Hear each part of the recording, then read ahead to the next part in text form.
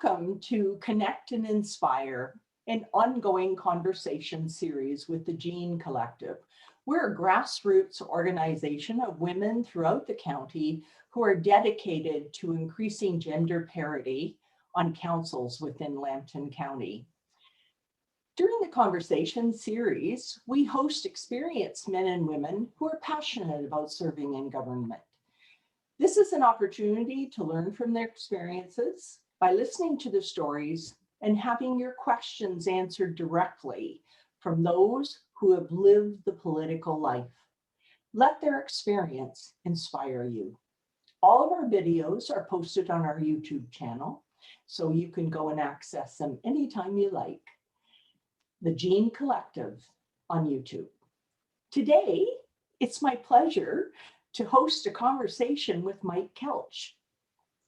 Mike worked as a training and development advisor with Imperial Oil during his terms in office. He has never lost an election and won 6 consecutive terms beginning in 1997, and he served until October 2018. As a matter of fact, in the 2014 election, Mike finished with the second highest number of votes among 20 city-only candidates. I think I remember that, Mike, and that was a huge roster of candidates. That was quite a lineup, yeah. Yes, it was. He was highly regarded as a stabilizing influence during his time at City Hall, especially during some of the more fractious councils. As a private citizen, he has continued to help to advance Sarnia's progress.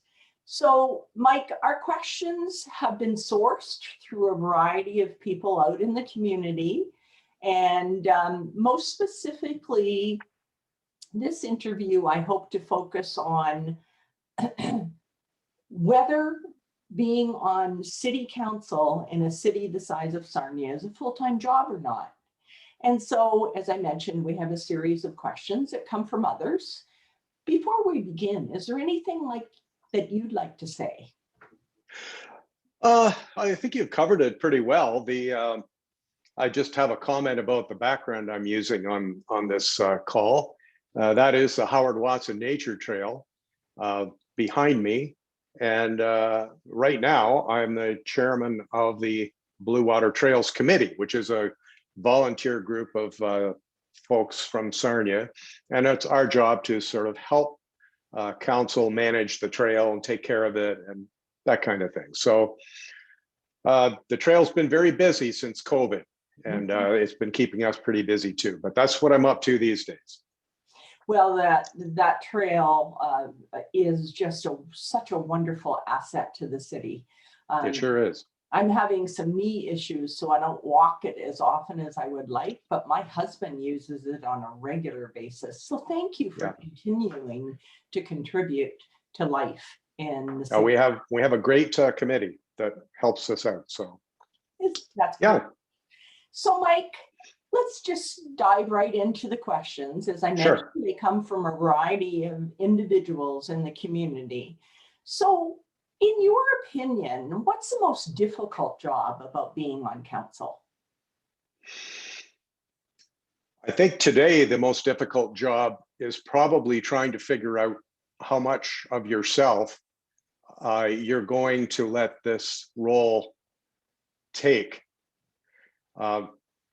We deal with it in a couple of other questions here when you talk about what's the most time consuming and that kind of thing. But for someone running today, this idea about is council a full-time job connects with this question.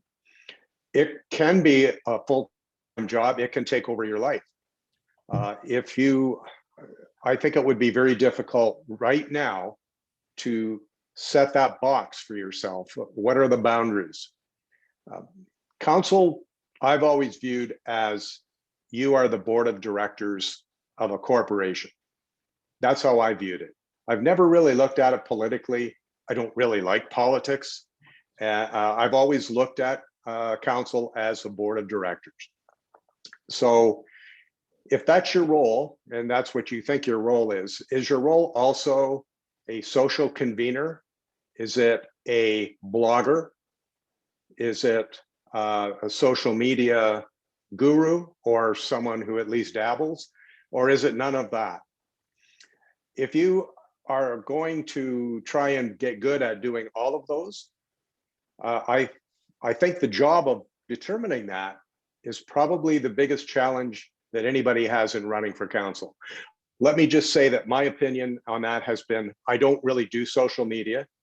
And in fact, after Trump, I think social media has actually been somewhat discredited generally.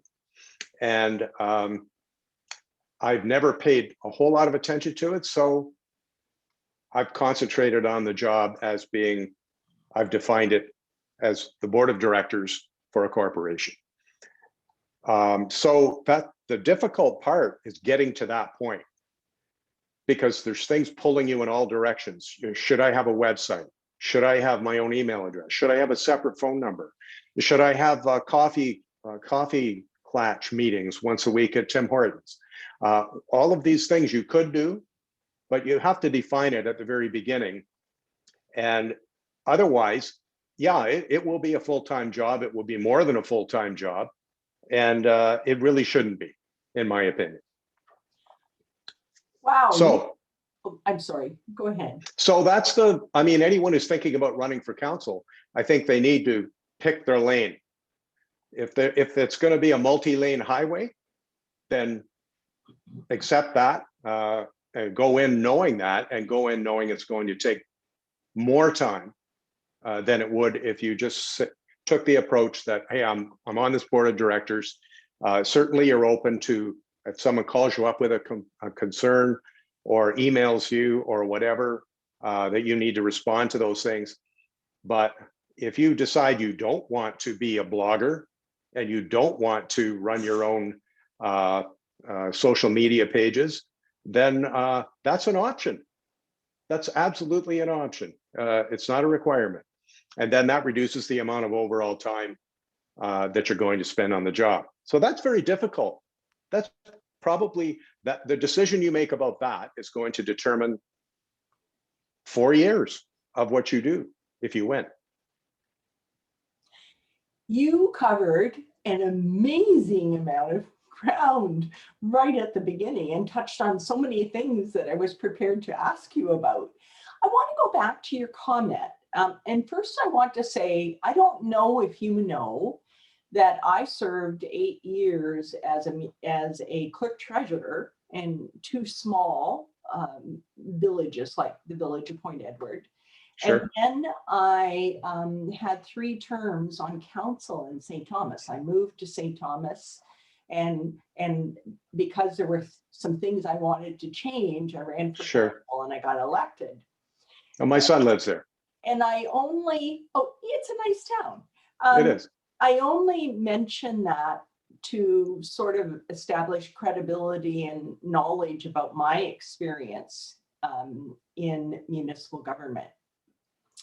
And I'm very interested in what you said about being on a board of directors, because actually, if you look at the Municipal Act, it describes what your role is, and the fact that yes, you and all members of council make the decisions, and then staff carry out the decisions of the councillor. So I think you've described that very well.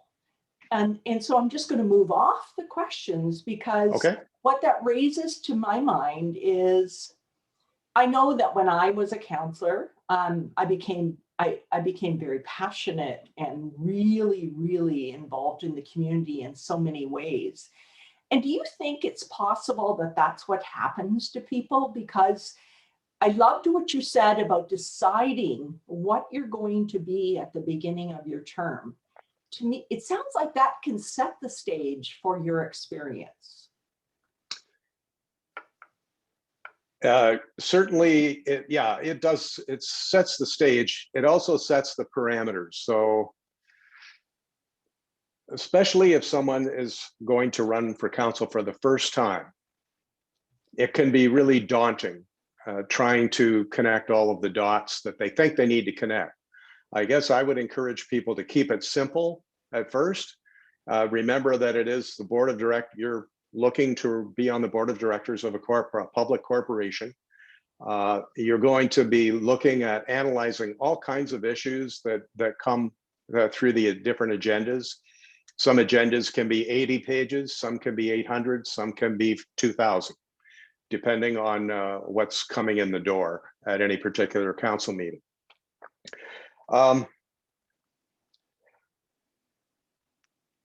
When I was first elected, on the day that I was sworn in, I was shaking in my seat, shaking. And what was on my mind was, and at that time, the terms were, I think, 3 years, not 4. Mm-hmm. My biggest fear was, what if I can't do this?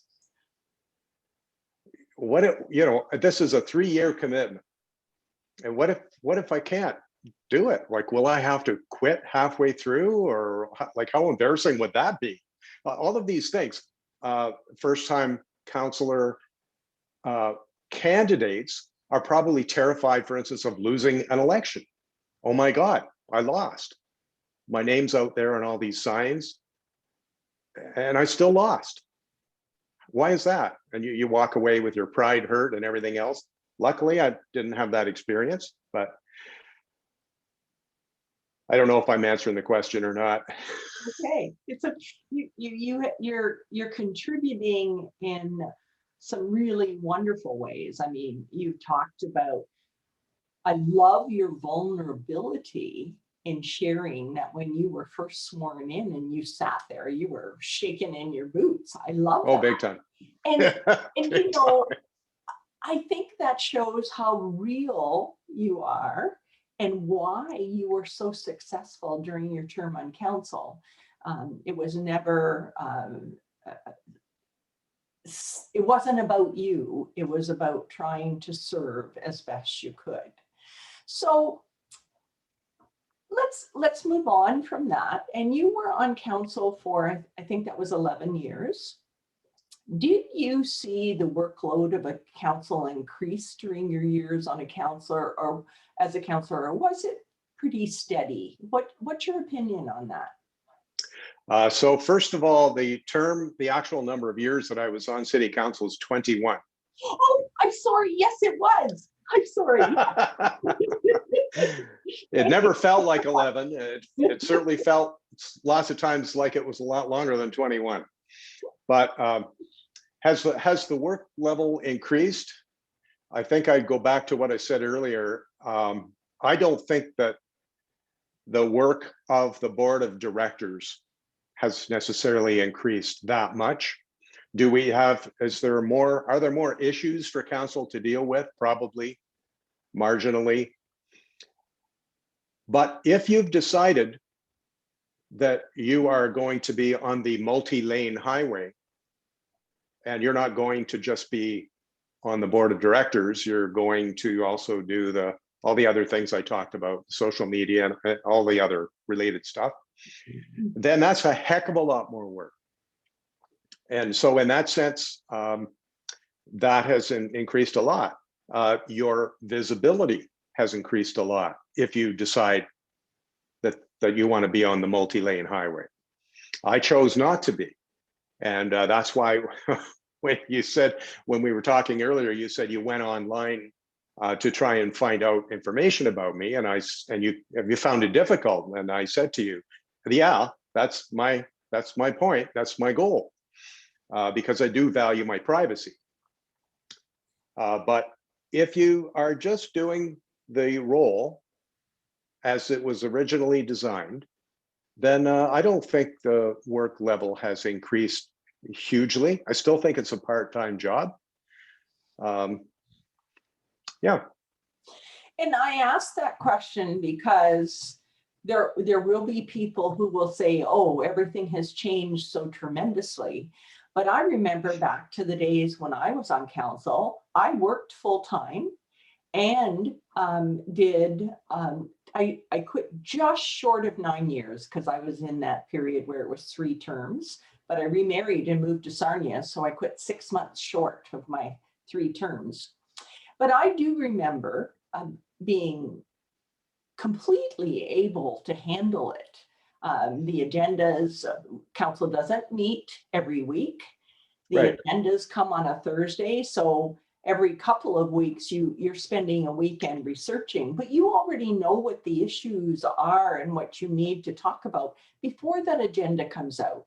Because you're part of the community, you're part of the conversation, there's been different things that come up at council meetings and committee meetings, which we haven't talked about yet. So when that agenda comes, yes, there may be 500 pages. It's now all electronic, of course. I can remember getting big packages delivered from City Hall on Thursday afternoon, and thank goodness it's not done that way anymore. Yeah. But I really felt that I knew enough that it wasn't overwhelming and it wasn't a huge amount of work. And me, because I'm very social, we didn't have social media then, but because I love people, I loved the whole aspect. I loved it when people stopped me in the grocery store because they wanted to talk about something going on in the city. To me, that was what it was all about.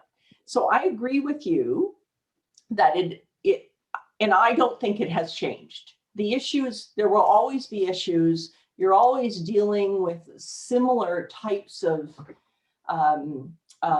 things that you need to make decisions on. But again, we go back to the fact that municipal staff carry out what your decisions are. Exactly. It's not your job to implement. Well, and it's not just that. You get staff is very useful in giving you professional advice. Correct. Very important. And if you pulled out a set of minutes from 20 years ago and compared them to a set of minutes now, a lot of the issues would be the same. I agree. So Mike, we'll move on from the workload. I think we've established that shouldn't be a concern, especially if, as you mentioned, you've set your boundaries and you have determined what your role is going forward. So do you think there's enough diversity on council? I hope you don't. If not, how can it be modified to encourage better representation? Well, the first part of the question is easy for me to answer. No, I don't think there's enough. I won't use the word diversity. I don't think we have enough women on council. I was very disappointed in the last election to see pretty much, except for one person, the rest of the council was swept clean of women. And I don't get it.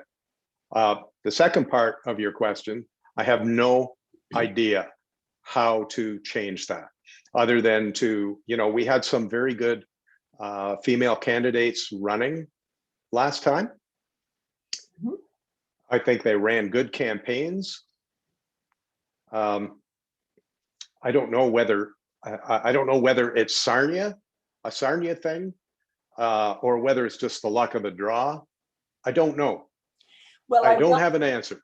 I will say that right across the country, there are initiatives like the Jean McDougall, the Jean Collective taking place. Okay.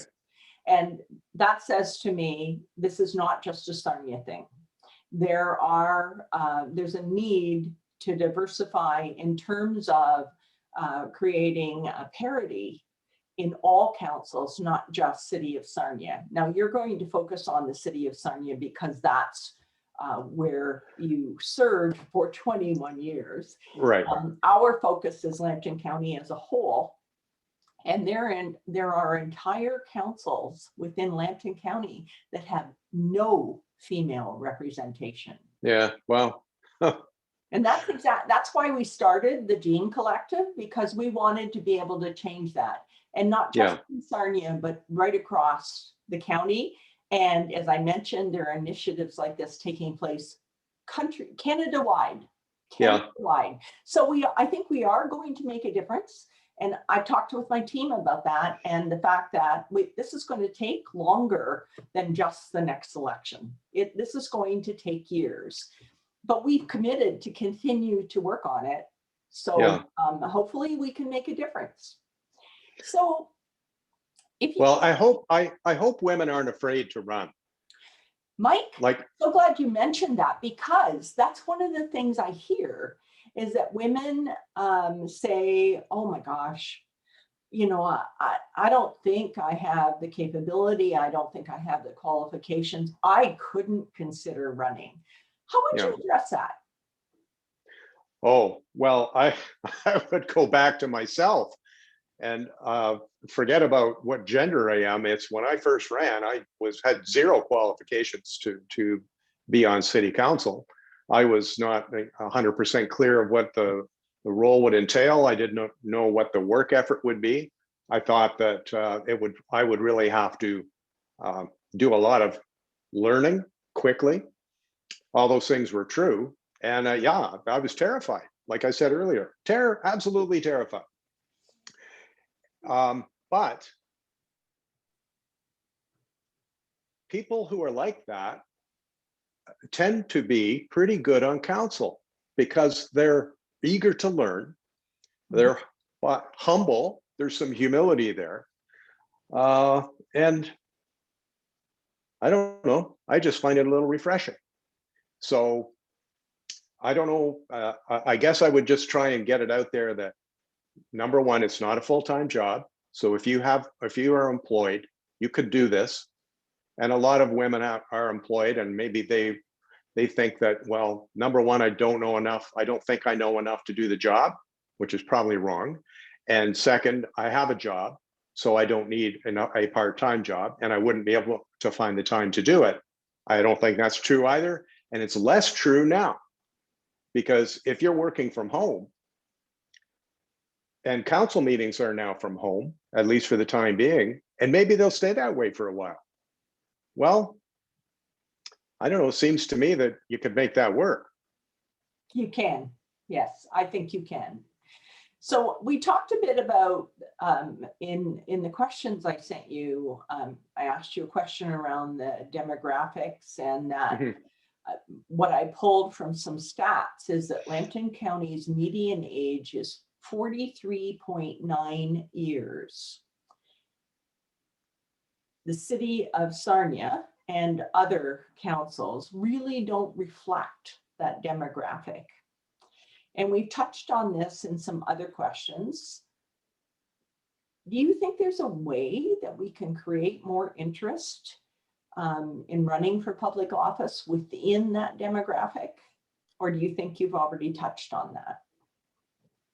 Yeah, I don't have any great insights on that at all. Well, I was sure hoping for that, because that is our market. And how do we get that age group interested? So I'll keep digging for that and keep asking others that question. So what was your proudest achievement as a councillor? 21 years. You can give me. That's a loaded. Yeah, that's such a loaded question. It's a personal reflection. Okay, so all I can say is, and this is what people were asking me when I announced that I was retiring. You know, what are you most proud of? And, you know, is it paving a street or a stoplight or something like that? No, it's not.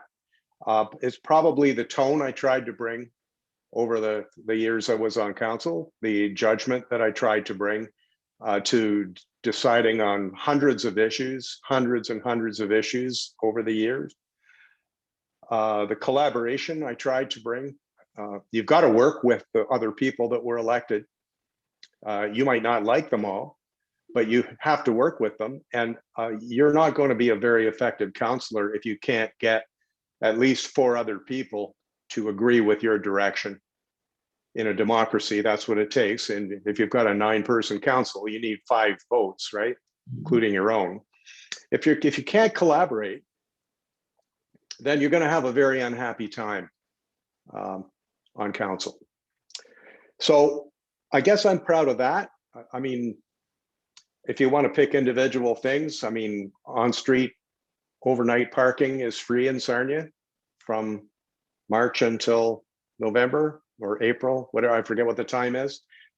That's me. That was a motion that I made, and it took 2 years for it to happen. Little stuff. There's a stoplight at the corner of Murphy and Michigan Ave, right where Sunripe is. There didn't used to be. I asked. Was that? Oh, well, I asked for the county of Lambton to do a traffic study, because that's a county of Lambton road. I don't know if people know that. Mm-hmm. Because we had just talked about the Sunripe expansion and how that was going to be, it was already a busy corner, but now it's going to be super busy. We had done traffic studies before at that corner, and they had basically said there's not enough traffic there to warrant a traffic light. So I believe I made the motion, or I seconded it. I forget now because it was some time ago. That we take another look at that and work with the county, and they did another study, and they found that the projected traffic was going to warrant a light. So then the light went up, and I can't imagine going anywhere near there now without that being there. Well, I can tell you how grateful I was to have that light at that corner, because a guy went through the stop sign and I T-boned him. Oh. And so, boy, was I really happy when that light went up.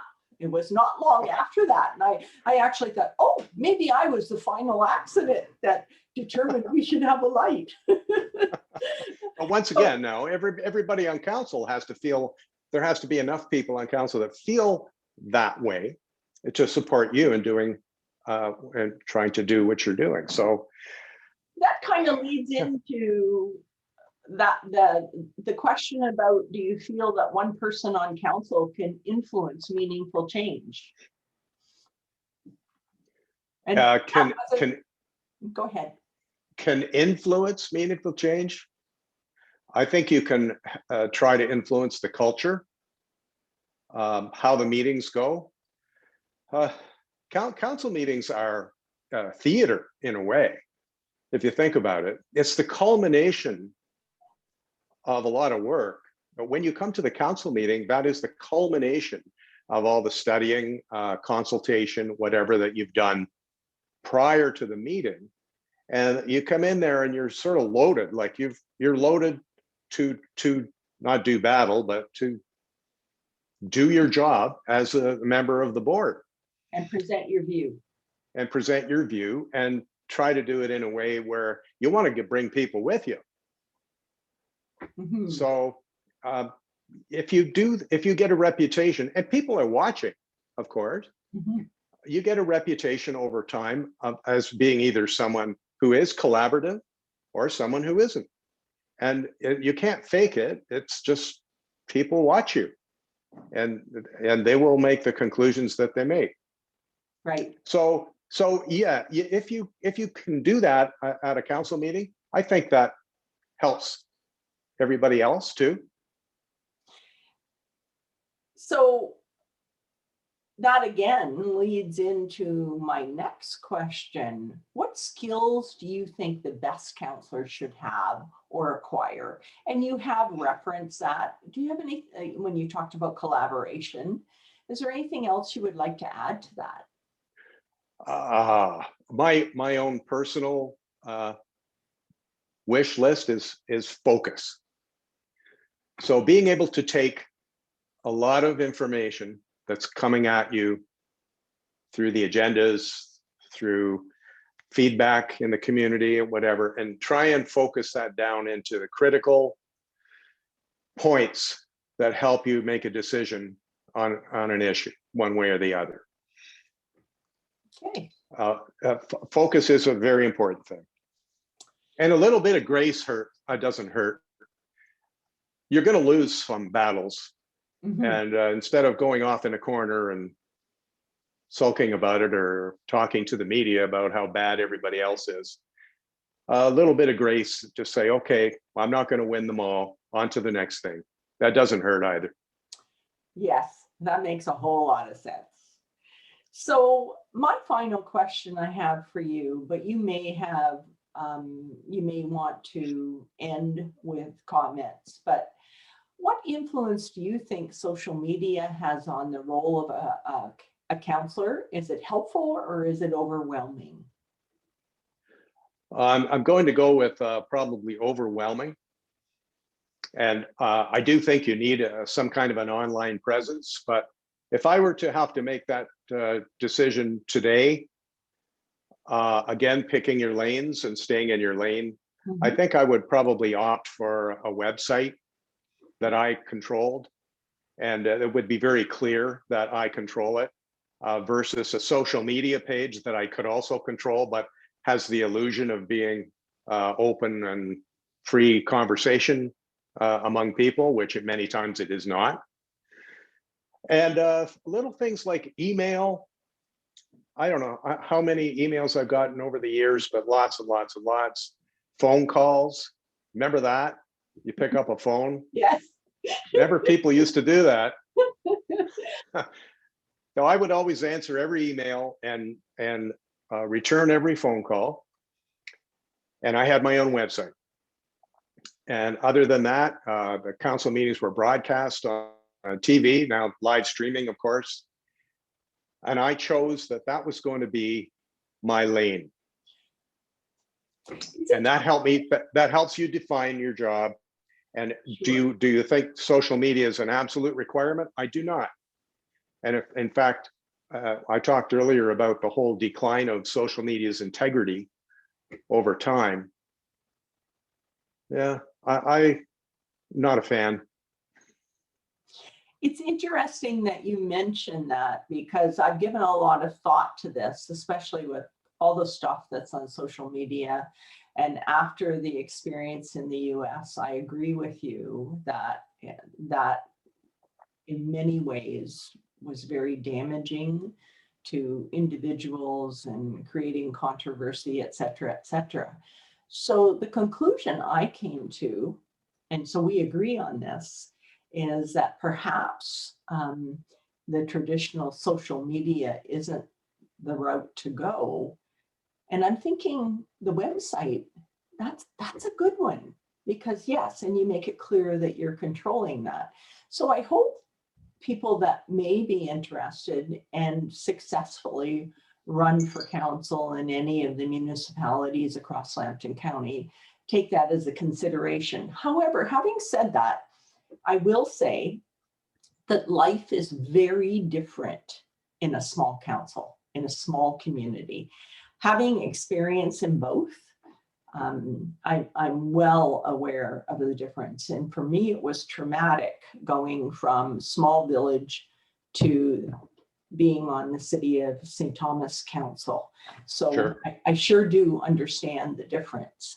So I think we've covered a lot of ground this morning. Do you have any final words, any final thoughts that you would like to leave us with today? Not really. I would just say that being on council is an education like no other. There's no school that you can go to get you prepared for it, but it's amazing. I've met so many people over the 21 years that I was on, and I left at the end of a very difficult term, and I just felt like I needed a break, and it was time. So, but I don't regret a day of it, and it has made me a much better person, and I understand people a lot better, including myself, now than I would have if I hadn't had the experience. I'm very grateful for it. Mike, I love your honesty. I love your willingness to really be you and be authentic this morning. That for me is just so wonderful. I really, really appreciate you being open and honest and sharing yourself with us. Thank you for the chance. Well, thank you for allowing us to interview you. And I really don't know you. So this has been a wonderful experience. As I sit, listen to you and watch your face, I think you are just everything we want in a elected official. So thank you so much. Thank you. So to everyone else who will be watching this, thank you from the Gene Collective for listening, for being interested.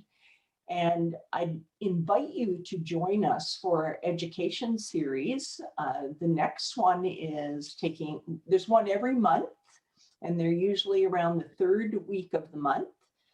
The information and the links to all of our sessions are available on our website at thegenecollective.ca. And Mike, as I've already said, thank you once again for joining us today to share your story and provide insight into a life in politics. And I end every interview with these words. To those that are watching, thank you. I hope you are inspired and encouraged to become involved and to create change from within. In the words of Jacinda Ardern, we can carve our own path, be our own kind of leader. We need to create a new generation of leadership. We can do this together, and I invite you to try. Thank you.